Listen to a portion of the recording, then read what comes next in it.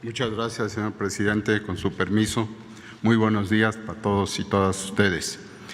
Hoy les comunicamos el camino andado en la estrategia de la vacunación dirigida por el señor presidente. Veremos en dónde vamos con la aplicación en los adultos mayores y cómo se ha acordado el plan de vacunar a los trabajadores de la educación de las escuelas públicas y privadas para lograr el ansiado regreso a las escuelas. Este plan especial se iniciará o se continuará el próximo martes con la vacunación del personal docente y no docente en 5 estados. El doctor Hugo López-Gatell les comunicará los elementos de seguridad sanitaria y el entorno sanitario que se toma en cuenta de acuerdo al semáforo epidemiológico. La acción operativa tan importante será expuesta por el general Luis Crescencio Sandoval y la maestra Delfina Gómez, secretaria de Educación Pública, nos presentará la táctica y la preparación de las escuelas, del personal docente y administrativo para lograr la apertura de las escuelas. Hugo, por favor. En la siguiente imagen vemos el desglose que presentamos todas las noches de las distintas poblaciones que están definidas de acuerdo con el plan o la política nacional de vacunación contra el virus SARS-CoV-2 causante de la COVID-19. Vemos al inicio el personal de salud y en unos minutos voy a comentar sobre este detalle. El personal educativo, que en lo que se ve ahí, estas 22.934 personas, es exclusivamente del estado de Campeche, estado que por tener un control epidémico persistente fue el iniciador de la vacunación en el personal educativo.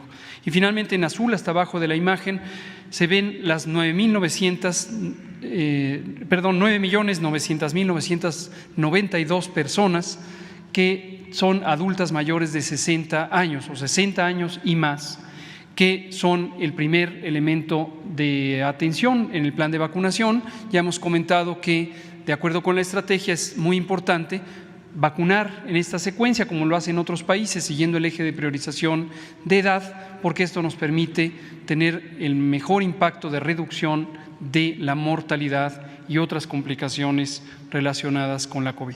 En la siguiente lo que vemos es solo para recordar que los eventos supuestamente asociados a vacunación, es decir, los eventos adversos, son en una proporción muy pequeña, tal como se había contemplado, y es semejante a lo que ocurre en otros países. Afortunadamente no hemos tenido ninguna complicación mayor.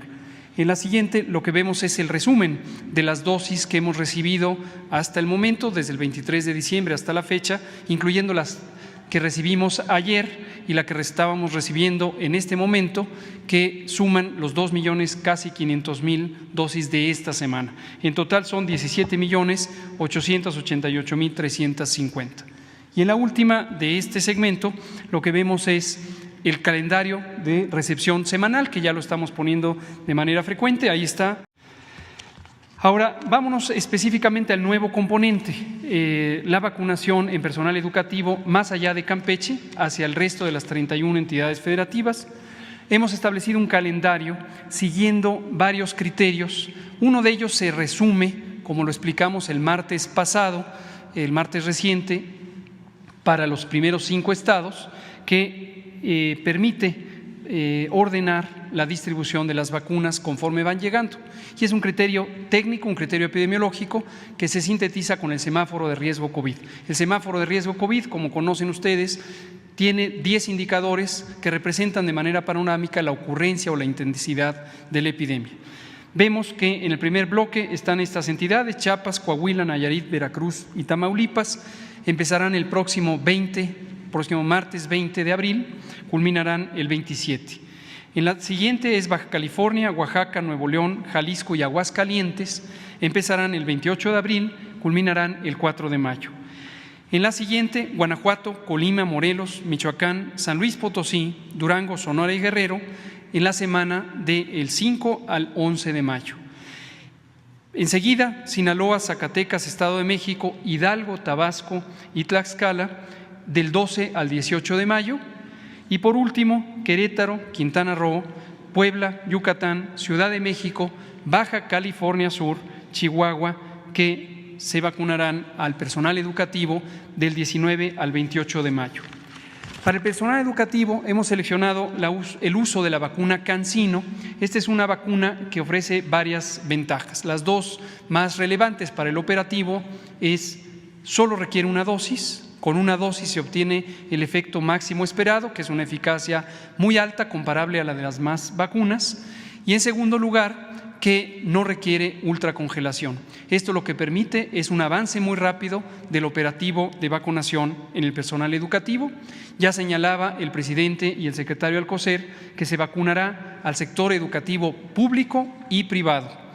También es importante tener en cuenta que una vez vacunadas las personas, después de 2 semanas ya desarrollan los anticuerpos esperados, la protección inmunológica, y podrán reintegrarse a las clases. Esto quiere decir que, por ejemplo, en el primer bloque, más o menos el 15 de mayo, incluso unos días antes, del 13 al 15 de mayo, podrán abrir las escuelas de los primeros estados. Y en los últimos, del 19 al 28 de mayo, será su vacunación, de modo que un poco antes de mediados de junio, antes del 15 de junio, también podrán abrir las escuelas. Esto lo que permitirá es el retorno al ciclo escolar vigente para culminarlo y quedar en buena preparación para el siguiente ciclo después de las vacaciones. Esto lo explicará la maestra Delfina. También informar que para esta vacunación a maestros no se distraen recursos del operativo Correcaminos. Este es un componente específico del gran operativo Correcaminos, pero al que se han destinado nuevas brigadas de vacunación que serán a cargo de la propia Secretaría de Educación Pública, del Instituto Mexicano del Seguro Social, del ISSSTE, y también recursos adicionales de la Secretaría de la Defensa Nacional y la Secretaría de Marina, e incluso también de la Guardia Nacional. En todas estas instituciones existe personal operativo. En la Secretaría de Educación Pública es fundamentalmente en el aspecto de coordinación y logística. En las demás instituciones, además, es personal específico de la rama médica que estará vacunando. Esto nos permitirá ir en paralelo con culminar la primera dosis de las personas adultas mayores, asunto que terminará en los próximos 10 días, las segundas dosis en personas adultas mayores de 60 años y también a partir de mayo iniciar la vacunación de las personas que tienen entre 50 años a 59 años, más cualquier persona que no haya sido vacunada del primer segmento. Van en paralelo, no se distraen recursos, por lo tanto, se podrá avanzar en ambos elementos.